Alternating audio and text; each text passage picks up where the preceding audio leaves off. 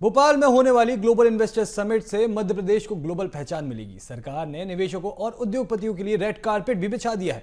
Global investors summit में 3 expo निवेशकों को सबसे ज्यादा आकर्षित करने वाले हैं। इसमें टेक्सटाइल गारमेंट के साथ साथ मोबिलिटी एक्सपो और ओडीओपी एक्सपो शामिल है। इन सेक्टर्स में निवेश की अपार संभावना है। ग्लोबल इन्वेस्टर्स समिट पर देखिए हमारी खास रिपोर्ट। इससे प्रदेश को मिलेगी ग्लोबल पहचान। सरकार ने निवेशकों के लिए बिछाया रेड कारपेट। जीआईएस में 3 एक्सपो निवेशकों को करेंगे आकर्षित। प्रदेश में टेक्सटाइल गारमेंट में अपार संभावनाएं। मोबिलिटी एक्सपो में सुपर कार बाइक पर फोकस। ओडीओपी एक्सपो बनेगा निवेशकों का आकर्षण केंद्र। प्रदेश के 250 एकड़ में होने वाले ग्लोबल इन्वेस्टर समिट को आकर्षक बनाने के लिए मोहन सरकार 3 बड़े एक्सपो भी आयोजित करने जा रही है। 3 एक्सपो में केवल भोपाल ही नहीं बल्कि उसके आसपास के इलाकों में बढ़ने वाली इंडस्ट्रीज को भी ध्यान में रखा गया है। इनमें सबसे आकर्षक मोबिलिटी एक्सपो होगा, जिसमें शामिल होने वाली सुपर कार और सुपर बाइक्स युवाओं को आकर्षित करेगी। इसके साथ ही बिजनेस सेक्टर और मध्यम वर्ग की सुविधाओं को ध्यान में रखते हुए टेक्सटाइल और गारमेंट एक्सपो भी लगाया जा रहा है। सरकार ने प्रदेश के हर जिले में खास पहचान रखने वाले 1 डिस्ट्रिक्ट 1 प्रोडक्ट यानी एक जिला एक उत्पाद को भी एक्सपो का हिस्सा बनाने का फैसला लिया है। टेक्सटाइल और गारमेंट सेक्टर में संभावनाएं। मध्य प्रदेश कपास उत्पादन में भारत में 6ठे स्थान पर। सूती धागे, कपड़े, रेडीमेड कपड़ों का सबसे ज्यादा निर्यात। धार में PM mega integrated textile reason and apparel park बन रहा है। प्रदेश में भारत का 43%, दुनिया का 24% जैविक कपास होता है उत्पादन। राज्य परिधान, कताई और हौजरी उत्पादों के निर्यातकों का गढ़ बना एमपी। चंदेरी, महेश्वरी और हाथ से छपे पारंपरिक वस्त्र पहचान बने। प्रदेश में सालाना 200 मैट्रिक टन मजबूत रेशम होता है उत्पादन। जीआईएस स्थल पर कपड़ा और परिधान उद्योग यानी कि टेक्सटाइल और गारमेंट्स के लिए एक्सपो भी आयोजित होगा। मध्य प्रदेश कपड़ा और परिधान उद्योग क्षेत्र के लिए एक नए हब के रूप में उभरा। यहाँ कच्चे माल की पर्याप्त आपूर्ति, मजबूत बुनियादी ढांचा और सहायक सरकारी नीतियां इस क्षेत्र में निवेश के अवसर बढ़ा रही हैं। यहाँ कपास, रेशम और मानव निर्मित रेशों जैसे कच्चे माल आसानी से उपलब्ध हैं। मुख्यमंत्री डॉक्टर मोहन यादव ने प्रदेश में टेक्सटाइल गारमेंट सेक्टर की संभावनाओं का जिक्र करते हुए अपनी जापान यात्रा के अनुभव बताए। उन्होंने कहा कि यात्रा के दौरान जापान के सबसे धनी व्यक्ति यूनिक्लो के चेयरमैन अपना विशेष समय निकाल कर आए। उन्होंने 40 मिनट इंतजार किया। जब उनसे बातचीत की गई तो उन्होंने टेक्सटाइल गारमेंट सेक्टर में निवेश करने की सहमति दी।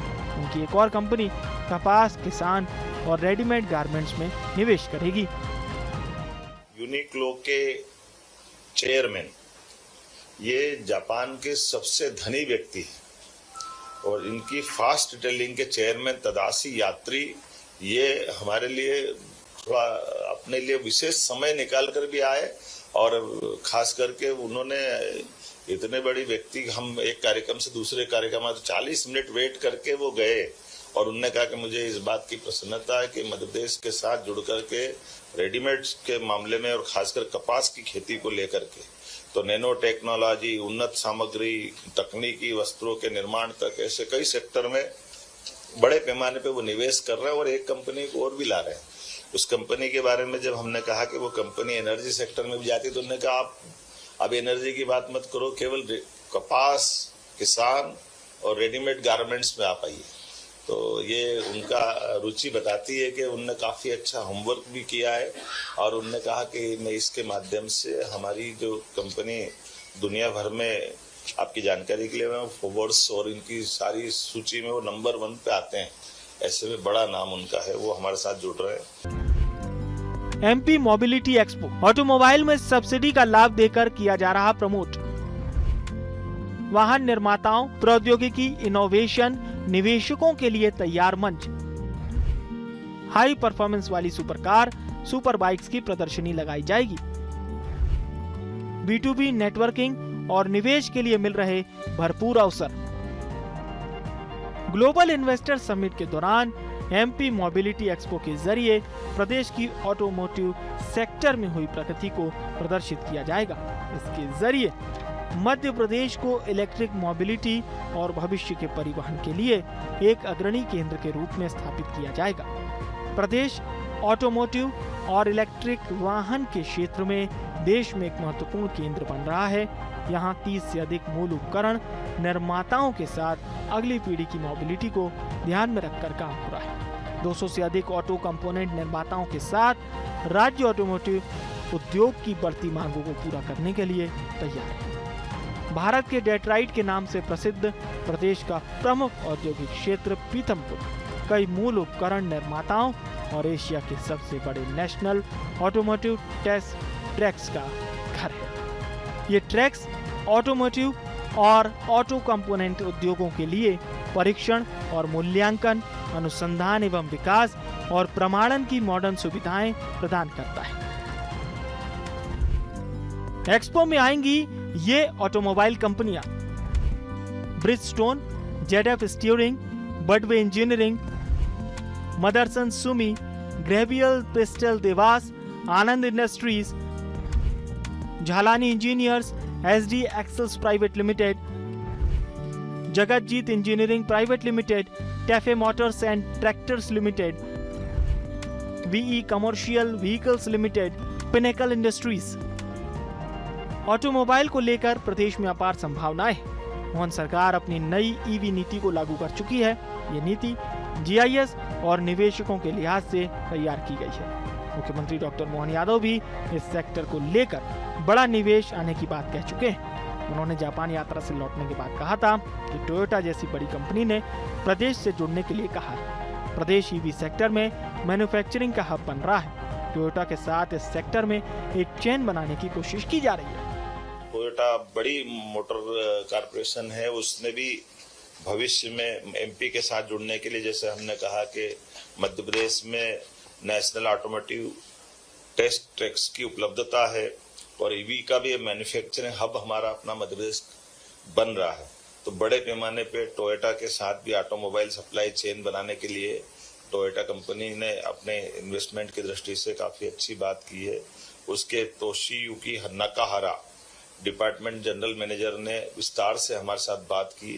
वैश्विक CEO श्री सुइची इशिबाशी ने हमारे साथ मीटिंग की है और नई उत्पादन लाइन, R&D सेंटर, कौशल विकास और न केवल रोजगार सृजन बल्कि ऑटोमोटिव सेक्टर के पूरे इकोसिस्टम को वो मजबूत करने के लिए हमारे साथ जुड़ने को तैयार है।